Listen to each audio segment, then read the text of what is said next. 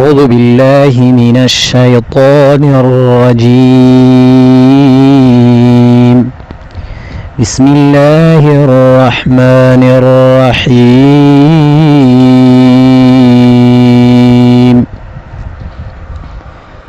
پرون موږ دویم رکوع د سورۃ البقره کې یو آیات ویلو.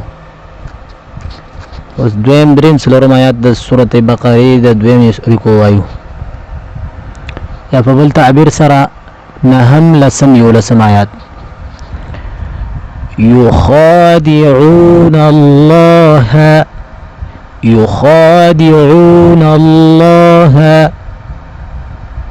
والذين آمنوا. الله دا لفظ چې کوم دی دا کلمۃ الجلال وی کلمۃ الجلال. بعضی تجوید کتابونو کلمۃ الجلال لیکل دا خبر غلطه ده. کلمۃ الجلال بدون التا بغیر د تانا جلاله بنده جلال. کله چې د دینه د دې الله د لفظنا او اللهم هم پکې مراد ده. د دینه خی سایت تا مخ کی طرف تا زور راشي یا پیخ نو بیا با دا لام ته ډکوي او ډیر به ډکوي. مولا علی قاری رحمه الله وی چې زړه کې به د الله عظمت هم راولي بل زی وخت کې به سوچ بل څه ټوپی کرنه وړي. یخاد وی کدا څه ته ونه کې نو بیا تا د حق ادانو کو او کومه کې د زیره به تشوي. یخادعون الله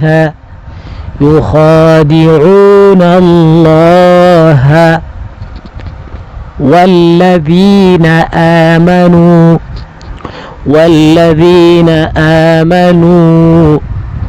وما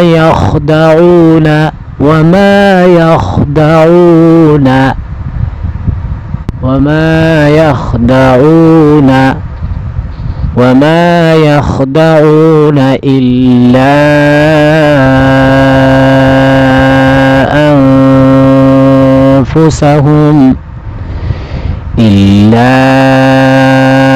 أنفسهم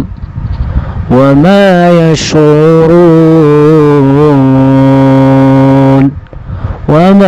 يشعرون في قلوبهم مرض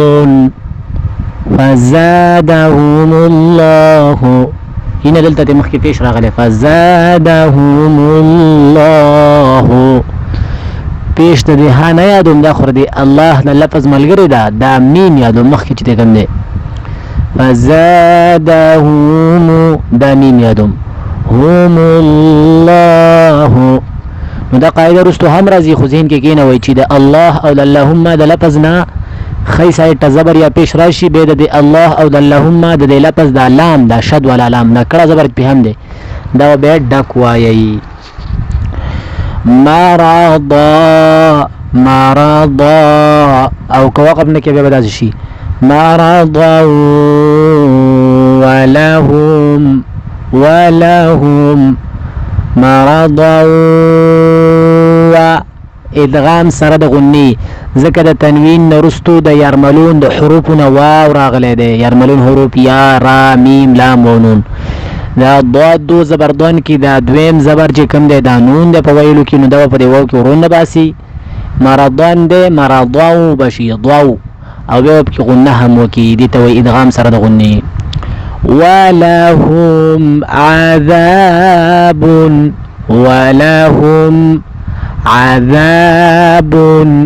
عذاب علیم. عذاب دو پیش د رستو پس حمزه راغلی د تاسو ویلی دي چې د نون ساکن یا تنوین د رستو حمزه راشي د مری حرف اظهار بل تکوي نون به د خپل زینا ادا کوي بغیر د غنینا. نو عذاب علیم عذاب د تنوین کې اظهار حلقی یا اظهار حقیقی. علیم بما علیمون و اغنون په میم سره بدل شو. کوم د نون دا په ویلو کې نون نه دی دا تنوین په میم سره بدل شو. د ته اقلاب و یو بیا ور سره اخفاء غنه هم وشو. د ته اقلاب مع الغنه یا اخفاء بالقلب وی یعنی تنوین او نون بمیم سره بدلول و پای کې اخفاء غن کول. علیم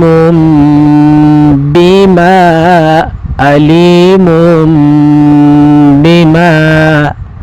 كانوا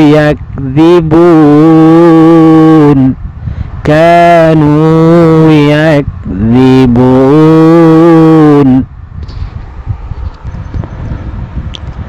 بما كانوا يكذبون بعض ملګری وی یکذبون نه دی یا دی یا زبر یا کا یا د کا په سره تړل شوی يكذبون وإذا قيل لهم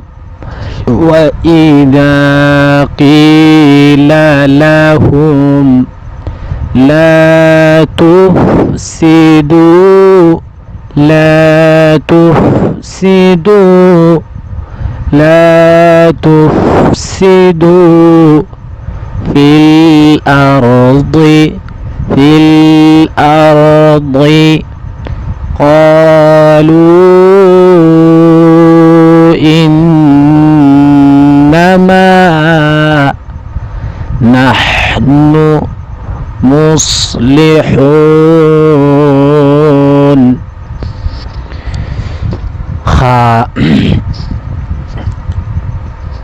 دا ملګرو د سبق صحیح اړوي. یو ملګری دلته ماته سورۃ فاتحه را لګلې د ډېر بهترین ماشاءالله تلفظ برابرو او معلومیږي دا چې ترس اوریدلې ده. نو می زناخله د ګروپ کې خپل ځان خپل پیجنې هم نو یو ملګری سورۃ فاتحه ماته را لګلې و شخصي کې پرسنلی هغه ما واورې د برابر بهترین ویلې و یعنی تلفظ برابر زه خوشحالم شوم چې کوم مقصد لپاره دا ګروپ ما دغه کړو کریټډ شوی دی د کوم مقصد لپاره جوړ شوی دی هغه مقصد الله سبحانه و تعالی حاصل کو. ما ته خو الله اجر راکړي زموږ خو کوم مقصد نشته که یو سړی هم واوري قبل کې څوک وا اوري هم نه ما ته الله سبحانه و تعالی اجر راکړي. خو دومره دا چې تاسو خپل فائدہ کول غواړئ نو دا په شوق سره اورئ. دې ګروپ کې ملګري ورځ په ورځ لکه راځي داسې خبره نشته خو زمون کار دې لپاره نه دی هغه کار چې د خلکو ته د ښودنې لپاره راوړی دې پسې بیا چې ملګري څومره ډېر شي نه من کار د الله لپاره دی او الله د خپل رضا لپاره وګرځي. که یو ملګری هم وي نو موږ به خپل درس جاری ساتو د الله کلام ځکه تعلیم ورکولو کې په زده کړه ښودنه کې نور ته په دې کې د ټولو نه بهترین زده کړه ورښودل چې کوم دی د قرآن ښودنه ده. سوپرلیټیو ډګري راغلی ده تبذیل راغلی دی خیرکم غوره دی په تاسو کې the best among you आपके दरमियान सबसे बेहतरीन शख्स कौन है नबी अल्लाह रसूल ویلي دي چې من تعلم القرآن وعلمه بیا ستاسو ډېر خیال ساتلی طالب علم خیال ډېر ساتلی دا سبق یو ځل بېرته اړم يخادعون الله والذين آمنوا وما يخدعون إلا أنفسهم پنون کې دلته اخفاء حقیقي ذکر واستو دي اخفاء د حروف نه فارغ لیدا دا به څنګه معلومه وای تاسو کتلی دي نون ساکن او تنوین ورستو د ماری در ماری حرف نه دی فا یعملون کې هم فا نشته او با هم نه ده نو زدا دا پنځل حروف نشو وما يشعرون في قلوبهم مرض في قلوبهم ادغام سره د غونډې په دې کې راځي خدای میم قایری دران روان دي مرض فزادهم الله مرض دلته هم اخفاء ده رستو بسې د اخفاء د حروفونه فارغلي اوس تاسو ګورئ په هر ځای کې نون ساکین او تنوین ګورئ او خپل قواعد پکې جاری کوئ مرض ولهم عذاب أليم بما كانوا يكذبون وإذا قيل لهم لا تفسدوا في الأرض قالوا إنما نحن مصلحون يخادعون الله والذين آمنوا وما يخدعون إلا أنفسهم وما يشعرون في قلوبهم مرض فزادهم الله مرضا ولهم عذاب أليم بما كانوا يكذبون وإذا قيل لهم لا تفسدوا في الأرض قالوا إنما نحن مصلحون. حصار تجوید کی د میم ساکن میم خو په جنې ملګرو د قاف پشان سری یو ور سره کو غلی پی کټکړې شوی د قمیم یادې په حروف هجا کې یو حرف دی لام نه پس راځي او د نون نه مخکې راځي لام میم نون نو د قمیم یادې دغه میم خو کم بی زبر زیر پیش بپی نه سکون بپی حرکت بپی نوی غړوندې بپی وی جزم بپی وی دقه میم ساکن یادی داغه قواعد یعنی داغه احکام